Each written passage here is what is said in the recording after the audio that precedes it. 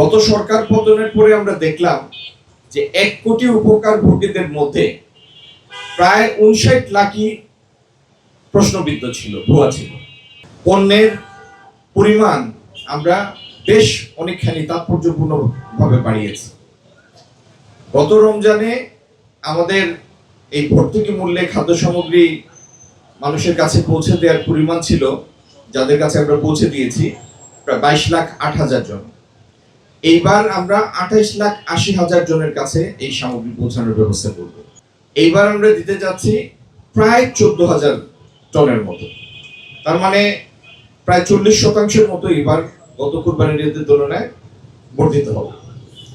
এই কার্যক্রম চালু থাকবে এবং প্রয়োজনে অন্যান্য সময় অন্যান্য সামনে যে ঈদগুলি আসবে, উৎসব আসবে বা অন্য সময়ে যদি কখনো আমরা মনে করি যে এই ট্রাক সেলের কার্যক্রম সাময়িককালের জন্য শুরু করা দরকার, যখন এই জাতীয় প্রয়োজন অনুভূত হবে, বাণিজ্য মন্ত্রণালয়, এই সরকার এই ট্রাক সেলের মাধ্যমে সেই কার্যক্রম চালু রাখবে। আপনারা জানেন টিসিবির মাধ্যমে প্রতি মাসে খাদ্যপণ্য ভর্তুকি মূল্যে মানুষের কাছে পৌঁছানোর একটা ব্যবস্থা হয়।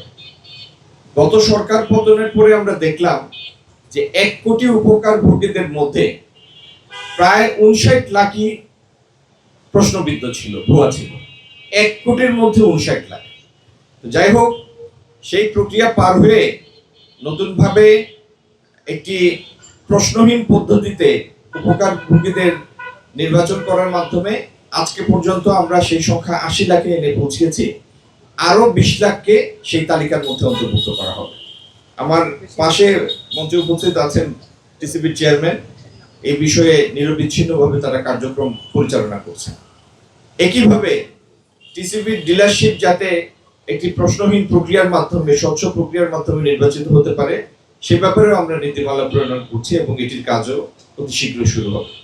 বাংলাদেশে একটা কথা, খুব চালু একটা কথা, যে নিত্য প্রয়োজনীয় জিনিস আমদানি নির্ভর যে সমস্ত পণ্য, যেগুলি ক্যাপিটাল ইন্টেন্সিভ, যেগুলি আনতে অনেক পুঁজি লাগে, সেগুলি একটা সিন্ডিকেটের মাধ্যমে পরিচালিত হয়। এটি একটি প্রচলিত একটি কথা এবং সাধারণভাবে যখন এটির দাম উল্লঙ্ঘন হয় তখন মানুষের মধ্যে একটা হতাশা বিরাজ করে যে সরকারের তো নিয়ন্ত্রণ নাই, গুটি কয়েক লোক ইচ্ছা মতো সেই বাজার নিয়ন্ত্রণ করে।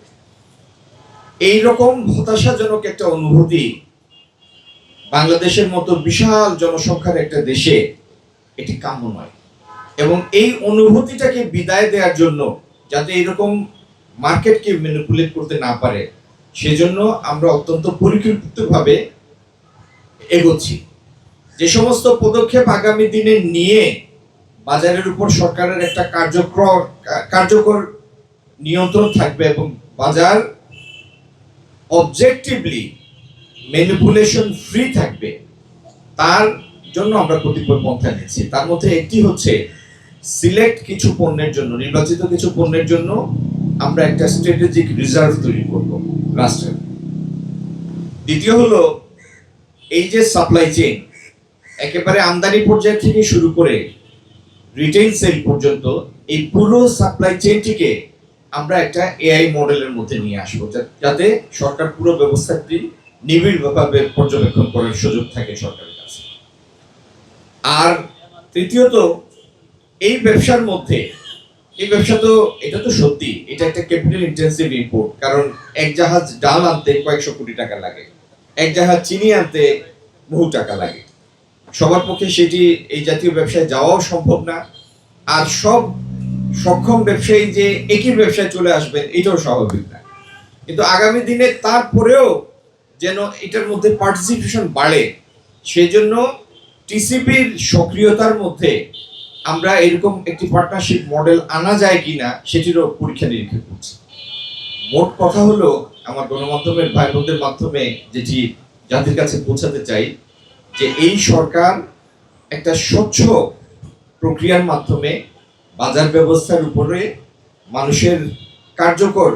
মানুষের প্রতিনিধিত্ব এই সরকার, যে সরকারের মাধ্যমে একটা কার্যকর পর্যবেক্ষণ, মনিটরিং ব্যবস্থা এবং নিয়ন্ত্রণ ব্যবস্থা প্রতিষ্ঠিত করতে চায়, যাতে বাজার কোনো ধরনের ম্যানিপুলেশন এই বাজারে আর কার্যকর হবে না।